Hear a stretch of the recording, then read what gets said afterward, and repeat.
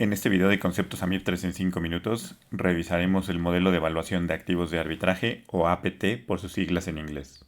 El modelo de evaluación de activos de arbitraje es un modelo en teoría de carteras y finanzas que, al igual que el modelo KPM que revisamos en el video anterior, se utiliza para determinar el rendimiento esperado de un activo o una cartera de inversión.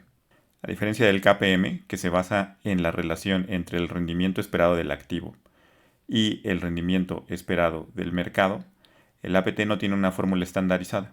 Requiere que se identifiquen factores de riesgo relevantes y estimemos sus coeficientes de sensibilidad o betas a través de análisis estadístico. El APT es más flexible que el KPM, sin embargo, su aplicación puede ser más compleja.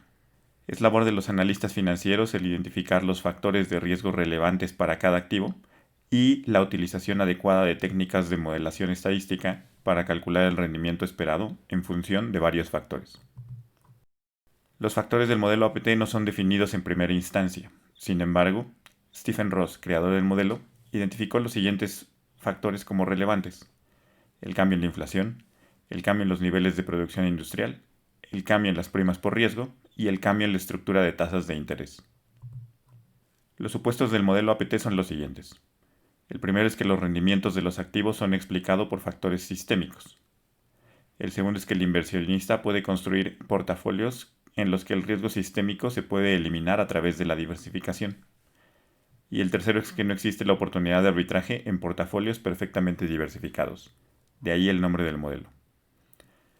A diferencia del modelo KPM, el modelo APT no asume que el inversionista mantiene portafolios eficientes. Para construir un modelo basado en la teoría de evaluación de activos de arbitraje se deben de seguir los siguientes pasos. El primero es la identificación de factores de riesgo relevantes.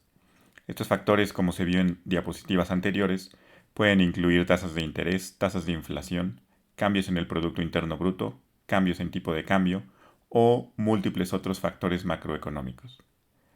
El segundo paso es la recopilación de datos. Se deben de recopilar datos históricos tanto de los factores de riesgo como de los rendimientos de los activos que estamos evaluando.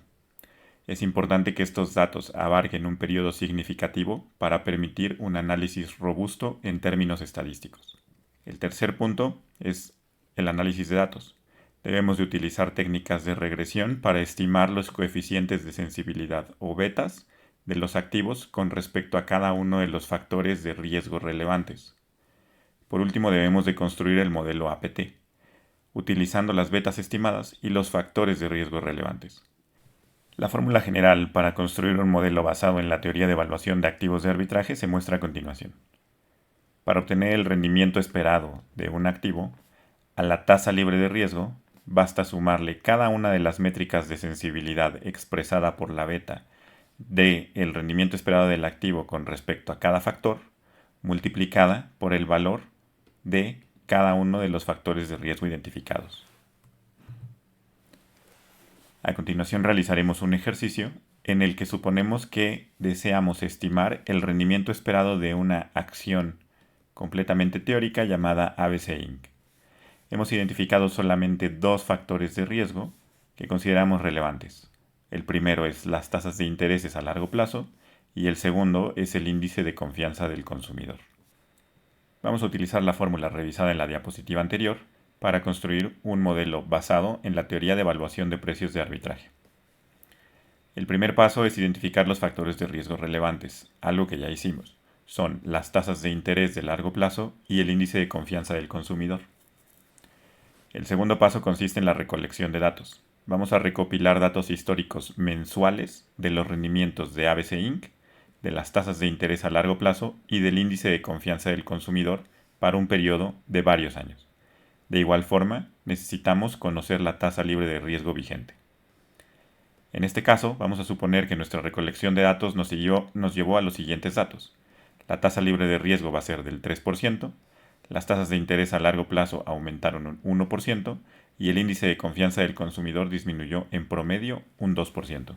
El tercer paso consiste en estimar las betas de cada uno de los factores con respecto al activo. Vamos a suponer que nuestro análisis de datos nos llevó a una beta para las tasas de interés de largo plazo de 0.75 y una beta para el índice de confianza del consumidor de 0.60. Para encontrar el rendimiento esperado del activo basta con utilizar los datos que encontramos en los pasos anteriores para poblar nuestra fórmula. Nuestra tasa libre de riesgo es del 3% y a esto le vamos a sumar una beta de 0.75 de las tasas de interés de largo plazo con respecto al activo, multiplicado por su factor, que en este caso es un incremento de 1%, como vimos en la diapositiva anterior, y sumaremos la beta del segundo factor, de 0.60, multiplicada por el desempeño del segundo factor, que en este caso es el índice de confianza del consumidor, que tuvo una disminución del 2%. Lo anterior para un resultado de 2.55% como rendimiento esperado del activo. No olvides seguirnos en nuestras redes sociales, @MoneyLabsMX, y suscribirte a nuestro canal de YouTube, @MoneyLabsMX_oficial, para más contenido que te ayudará con tu examen AMIT Figura 3.